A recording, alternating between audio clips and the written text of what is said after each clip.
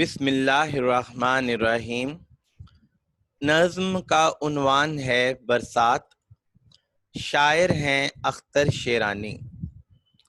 پہلا شعر ہے: گھٹاؤں کی نیلی فام پریاں افق پہ دھومیں مچا رہی ہیں، ہواؤں میں تھر تھرا رہی ہیں، فضاؤں کو گدگدا رہی ہیں۔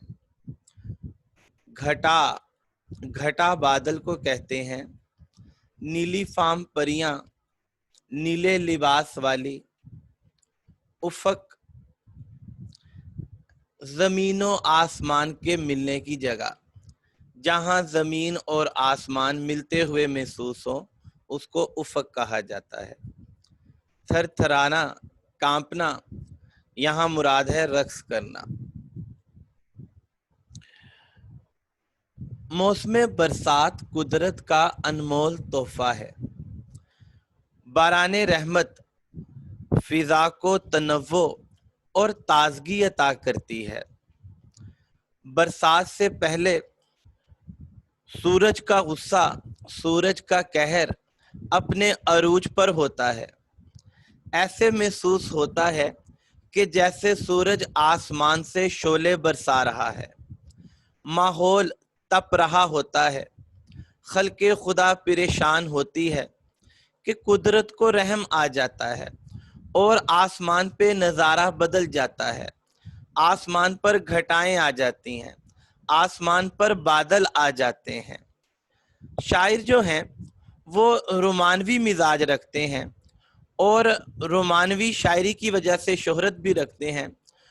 وہ جب یہ نظارہ دیکھتے ہیں کہ آسمان پر گھٹائیں چھا گئی ہیں تو انہیں ایسا محسوس ہوتا ہے کہ جیسے پرستان سے پریاں آ گئی ہیں، آسمان پر میلہ لگ گیا ہے، آسمان پر جشن کا سماں ہے، پریاں خوشی کا اظہار کر رہی ہیں، وہ دھومیں مچا رہی ہیں، وہ شور مچا رہی ہیں، وہ ہلا گلا کر رہی ہیں، اور ساتھ ہی ساتھ جو پریاں ہیں وہ تھر تھرا رہی ہیں، وہ رقص کر رہی ہیں، وہ کانپ رہی ہیں، اور جو فضا تھی وہ بڑی اداس تھی، اور یہ جو پریاں ہیں یہ ان فضاؤں کو گدگدا رہی ہیں، ان کو ہنسا رہی ہیں، فضاؤں کو خوشگوار بنا رہی ہیں۔ دراصل یہ جو بادلوں کی گھن گرج کی آواز ہوتی ہے تو شاعر کو ان کو سن کر ایسے محسوس ہوا جیسے پریاں آسمان پر دھومیں مچا رہی ہیں۔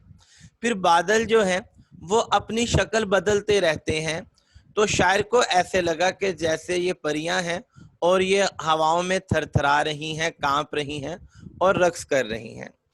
تو بادلوں کے آنے سے ماحول بہت خوشگوار ہو گیا اور ٹھنڈی ہوائیں بھی چلنے لگیں۔ گھنگھور گھٹائیں چھا رہی ہیں، جنت کی ہوائیں آ رہی ہیں۔ شعر نمبر 2 ہے جی: چمن شگفتہ دمن شگفتہ، گلاب خنداں سمن شگفتہ، بنفشا و نسترن شگفتہ، ہیں پتیاں مسکرا رہی ہیں۔ چمن باغ کو کہتے ہیں، شگفتہ کھلا ہوا، باغ کھلا ہوا ہے، دمن پہاڑ کا کنارہ، پہاڑ کا کنارہ بھی شگفتہ ہے، کھلا ہوا ہے، گلاب خنداں، خنداں ہنسنا، گلاب ہنس رہا ہے، سمن چنبیلی، شگفتہ چنبیلی بھی مسکرا رہی ہے، بنفشا جامنی رنگ کا پھول، نسترن سفید رنگ کا پھول، اور پتیاں مسکرا رہی ہیں۔ اس شعر میں شاعر نے بارش کے بعد کے مناظر کو بیان کیا ہے، اور شاعر یہ بتاتے ہیں کہ باغ جو ہے وہ بھی کھل اٹھا بارش کے بعد۔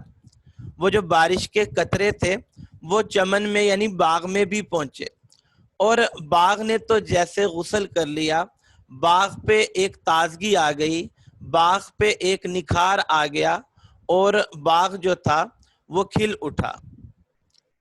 بارش کے جو قطرے تھے وہ پہاڑوں کے دامن پر بھی گئے، اور پہاڑوں کے دامن پر بھی سبزہ اگا، پہاڑوں کے دامن پر بھی پھول کھلے، تو پہاڑوں کا جو دامن تھا وہ بھی کھل اٹھا، وہ بھی مسکرا اٹھا۔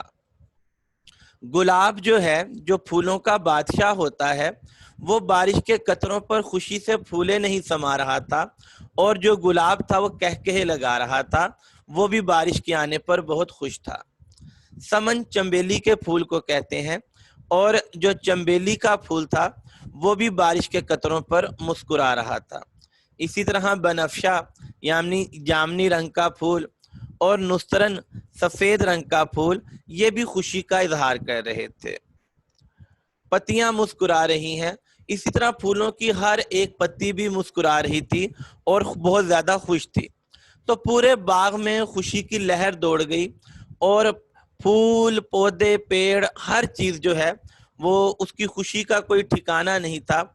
और बाग में सब कुछ जो था, चाहे वो पौधे थे, चाहे वो पत्ते थे, चाहे वो फूल थे, चाहे वो पत्तियां थी, वो मुस्कुरा रही थी, और बहुत ज्यादा बारिश के होने से वो बहुत ज्यादा खुश थी। इस शेर में शगुफ्ता का लफ्ज बार बार आया है, तो शायर ने यहाँ हुस्ने तकरार से काम लिया है और अपने शेर को ऐसे खूबसूरत बनाया है। इसके अलावा शायर ने इस शेर में 4 फूलों के नाम लिए हैं, गुलाब, समन यानी चंबेली, बनफशा और नुस्तरन। तो उसने अपने इस शेर को फूलों के नामों से ऐसे ही सजा लिया जैसे कोई फूल बेचने वाला अपनी टोकरी को सजाता है। गुलजार भीगते हैं, सब्जे नहा रहे हैं, क्या क्या मची हैं यारो बरसात की बहारें। और अल्लाह ताला कुरान मजीद में इरशाद फरमाता है, वही तो है जिसने तुम्हारे लिए जमीन का फर्श बिछाया और आसमान की छत बनाई, ऊपर से पानी बरसाया और उसके जरिए हर तरह की पैदावार निकालकर तुम्हें रिस्क बाहम पहुंचाया। बस जब तुम ये जानते हो तो दूसरों के अल्लाह के मद्दे मुकाबिल ना ठहराओ। इसके साथ ही बच्चों, ये आज का लेक्चर खत्म हुआ।